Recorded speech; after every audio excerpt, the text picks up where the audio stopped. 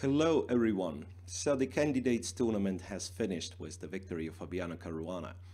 And these will be my final videos with reviews of last round. So I thought all three games where the fight was on were very interesting. So those three videos will have the same title, the game of the day, because all three games were followed closely. In this particular one, we will look at Fabiano Caruana's victory over Alexander Grischuk. Yeah, here it is. That's the position of the move 15. And one more remark, since we are not limited with the live broadcast, I'll try to make those videos a bit longer.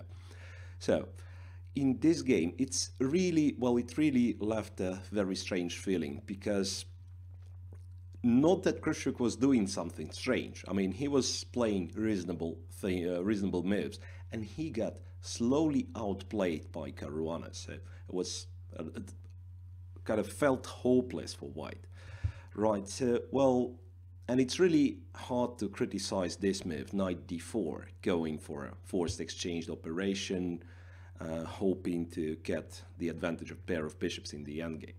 So knight d4, it turns out that in case black takes on d4, queen h5, d takes c3, white plays f4, gets quite an unpleasant attack, right? Or white can actually play bishop f5, and I mean this is also much better for white. Bishop takes d5, so white is just almost winning, right? But black, of course, took on d1. Knight e6, black has to recapture, rook a to d1, and yeah, the familiar situation, two bishops versus bishop and knight. White supposed to be better, if not c4. So c4 was played, very strong move by Fabiano Caruana, bishop c2, b5, and in this moment it can be seen that the pair of bishops is not doing all that great in this position. So bishop on c2 is limited, bishop on g3 is out of play. Grischuk continued with a4, a6, and then he played f3.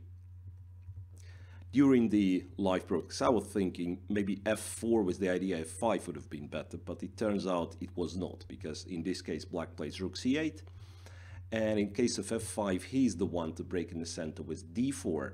You need to play rook c8 first in order this knight on c6 to be protected, so there won't be any bishop e4 moves, to which in this position you just reply with d3, getting a fantastic passed pawn on d3. Right, so d4, white takes, black takes on b4, and then those corrected passed pawns c4, b5 will just decide the game. Right, so Alexander Grischuk played f3 here, bishop went to g5, bishop f2, yeah, and now you have to do something, because black is threatening to play bishop f4 to exchange the bishop, and then the vulnerability of e5 pawn will start to tell. And d4, d5 is always an idea as well. So bishop f2, bishop to f4, bishop c5. So till that point, well, the game was played on quite a high level. Computer claims that all those moves were, if not the best, but very good. Rook to d8, bishop d6, you have to protect the e5 pawn, bishop g3, rook e2, and g5. And that's the key move. So till the rest of the game, Grischuk could not really make any use of his kingside advantage. I mean, kingside majority. So king f1, king goes to f7. And at this moment, Alexander was already in sort of a time trouble, so we will quickly go through those moves where he was kind of trying to survive. So bishop back to d6, rook a c8, rook a1, rook e to d8 back. So in some positions, black wants to sacrifice an exchange on d6, maybe. Bishop goes to d1, rook d7, preparing to cover the 7th rank in case if a file gets open.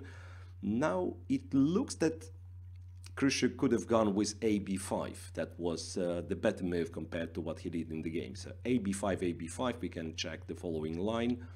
Rook to a6, and well, white is kind of holding here, because if black goes for the usual breakthrough for d4, and then white plays bishop e4, d3, and then takes on c6. And that's a funny line leading to a draw here. rook c6, rook takes c6. Then if you take the rook on e2 with a check, which is a very tempting option, then white keeps the rook on board, he's the pawn up, but black goes rook a7, threatening rook a1 check.